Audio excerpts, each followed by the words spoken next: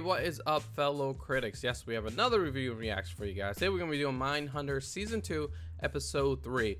Now, last episode was very powerful episode. We got to see Son of Sam. We've seen his interview and learned some new things. I did not know he actually gave up the whole facade about the whole possessed dog and demons and all that stuff. I didn't know he did that, so that's something new. And then we learned a little bit more about the BTK killer. They're actually now officially tracking him, trying to find him and trying to learn things about him. So yeah, that's pretty cool. But before we start, please like, share, and subscribe to Cinema Critics. Let's go ahead and start the episode. Probably can't sleep though. Oh yeah, see, she can't sleep. I'm sorry. Pee the pants. Ryan. Oh no, that's why you gotta pee before you go to bed. Simple as that. Yeah, I'm not going on the airplane in the 70s. You know you want to check it out. Do you have a second? Sure. A baby. Oh. 22 months. Oh, man. Did they have to break a window to get in? No, the key was missing from the No, lock. don't tell anything. You just asked. Hilarious. Got me 880 years sentence. Oh, damn. I ain't applying for no parole. You ain't going nowhere, I'll never dude. get in a pitchy. That's Oh. 6. English, I dummy. speak 7. English? Bingo. The 8 murders. I like to answer them questions Specificus. but I can't. I haven't done 8 more. You confessed to all 3 of those. Erogenously. Erogeously? Wrongly. It's right here in your I was intimated. intimate. Why you always repeating my words? You have a very impressive Vocabulary. The chocolate and the smooth. All in one tree. This guy is crazy. The store owner and the clerk? Oh, yeah. I did those.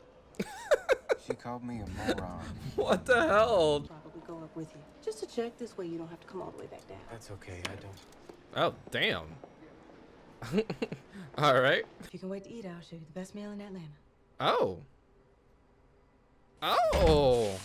Well, uh-oh. Okay.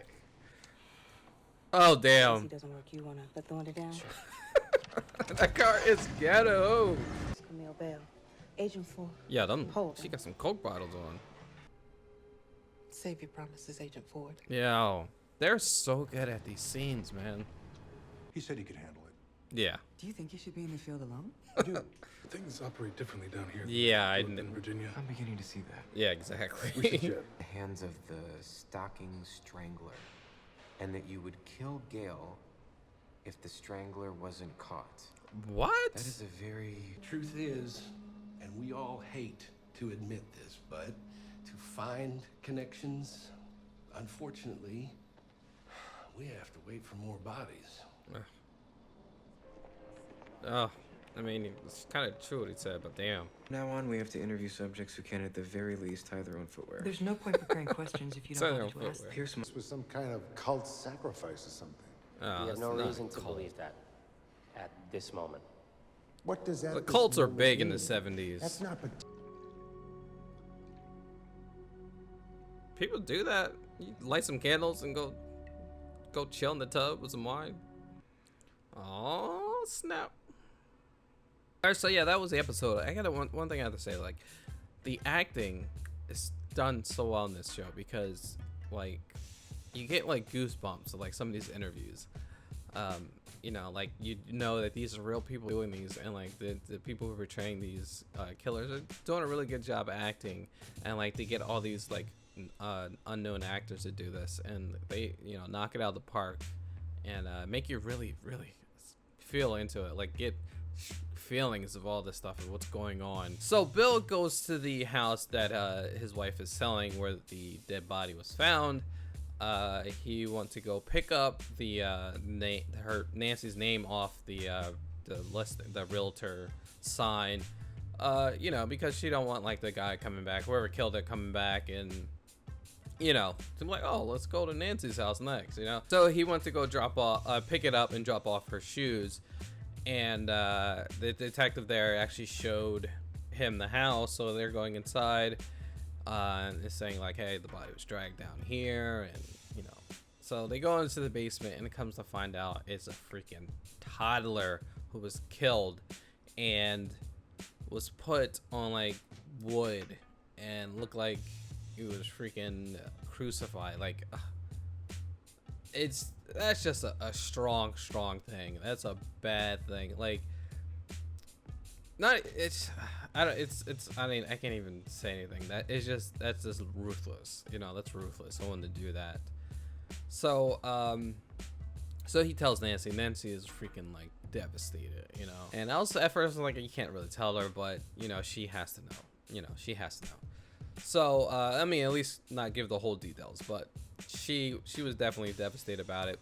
So Bill actually calls for him like, hey, I can't go to Atlanta with you to go check out these guys because, oh, I'm feeling a little sick. But you know, he's not, you know, telling everyone, you know, what's going on. But so Bill decides to go to Atlanta by himself to interview these two guys.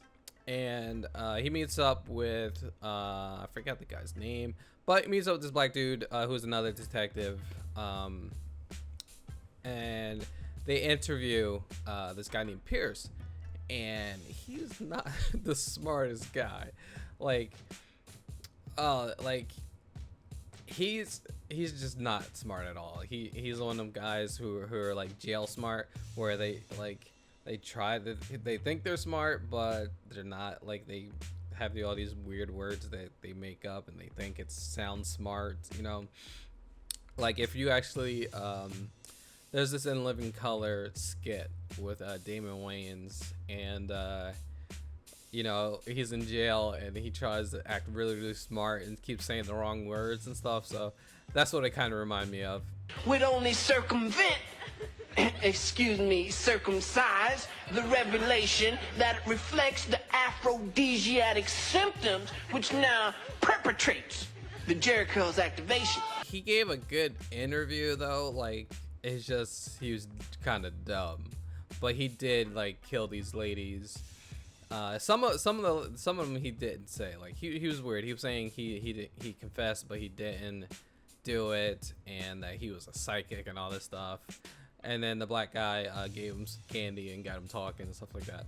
It's crazy. It's crazy. So as Ford was checking into his hotel room, he met this hotel clerk, and very weird. Like, he told her he was FBI, and she was like, oh, okay. And like, she was acting weird. Like, she walked him to the room and all this stuff, and knocked on the door. I'm like, hey, you know, you want to have dinner? You know, I get out in an hour. You want to have dinner? And he's like, all right, yeah. Oh man, pretty girl, about to get me some play, you know. So she takes him to this restaurant, and there's these ladies there, and it comes to find out these ladies have been their kids, you know, kidnapped and killed, you know, and like, they're devastated about it because the police are not doing anything about it. And so, you know, she's giving Ford, you know, all this information about the cases, and Ford is like very intrigued about it. So he decides to actually help on the case and, you know, give his input. He's only there for a day, but you know, he's going to give his input and see what he can do. So Ford has another interview. He interviews this guy Bell, I think was his last name, and he had this super elaborate, like, just weird behind story to like throw the cops off him. It was just so weird. It was like, I couldn't even keep up with it, but it was sort of like there was another killer. He killed these ladies, but there was another killer doing something else, so he tried to get the cops to believe what he did was the other killer. So he, like, you know, did this letters. He made up some group, the Forces of Evil, that they're killing these people, and the person that he killed weren't even like, they weren't reported missing or anything. So he just throwing, you know, it was just dumb the way he decided to do this. Like, they weren't even looking for the people he killed for, but then he put the cops onto what, you know, the people he was looking for, and he made this weird letters. He tried to get ransom out of it, saying she was kidnapped, but the first letter he already said that she was dead and where to find the body. but then he asked for ransom in the other letters. So this guy was dumb. And then the fact that they didn't find the body, so he called in to the police. I'm like, hey, here's the body, you know, blame these guys. Like, dude, people are, I don't understand. So they got him to talk as well, because it seems like Ford was not interested into these guys because they're just not smart. And you have to understand, like, you know, not all serial killers are created equal. Some are dumb, you know, some are super elaborate and smart, and you know, they plan everything out, and some just dudes are just dumb. You know, they still get their, you know, probably still get them urges to kill. They're just dumb, you know. So comes to find out he killed, you know, he was killing these prostitutes, and then he killed this other lady who was out of his race. It was this white lady, and at first they thought it was more racial, you know, more racial killing, but it was just that she was just, you know, she was a soldier just like him, and he just seen her as just another soldier. So it really probably wasn't really a race thing. And the dumb way he got caught, he was writing these letters on freaking army stationery, where it says the freaking army base on the paper.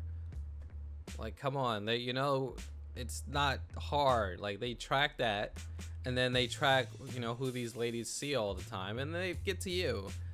People are dumb. People are dumb, you know.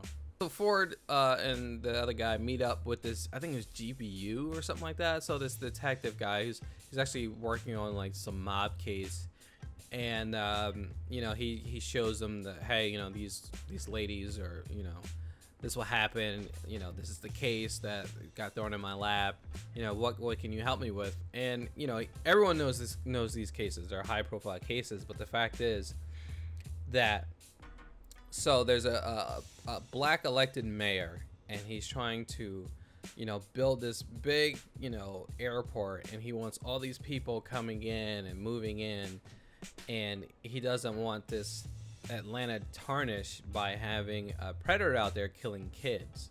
So they're trying to, you know, keep all this stuff on the hush hush, keep all the crime and the murders on the hush hush while they getting all this money coming in. So it's crazy. Come on, that's crazy. There's another scene where they're at a church, Bill and his wife, and they're, you know, it's like the community, the neighborhood, talking about the murder, you know, the child found inside in the home, and you know, the people are, they're scared. You know, they all think it's cult.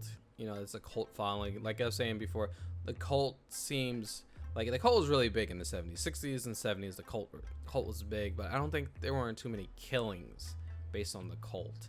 I think it was just all, you know, mainly, I guess it was all just mainly, you know, just stupid stuff. Like, I'm sure there was stuff, I'm sure there was a lot of cults going on, but I don't think they were committing murders. I think it's just you know, something people just got scared of something. But I'm sure, like I said, I'm sure there were murders, but I don't think it was like a lot. I don't think, were there any cult killings where they were murdering babies and put them on crucifix? I don't know. I wonder if this is a real case. I might do some research and see if this is actually, did this really happen, or this is just, you know, some plot point for the show. I will check it out. We're gonna check it out. So yeah, that's the episode. They did a really good job on this show, and especially this episode. Just the people talking, like I said before, you know, they're just telling, and they're doing a great job. They're picking really, really good actors to play these people, and they deliver these lines about just telling their stories, and it just hits so hard. I think that's one thing that's really, really keeping the show together. And I think you can see now each person in the show having their little arc. You know, they're, you know, Ford's doing this little thing, you know, Bill's doing this thing, so they're each character doing their own little side thing, plus the big interviews, you know. So that's pretty cool. So guys, let me know what you thought of the episode. Let me know what you think of the show in general. Thank you for watching. Make sure you like, share, and subscribe to Cinema Critics, and we catch you next video. Peace out.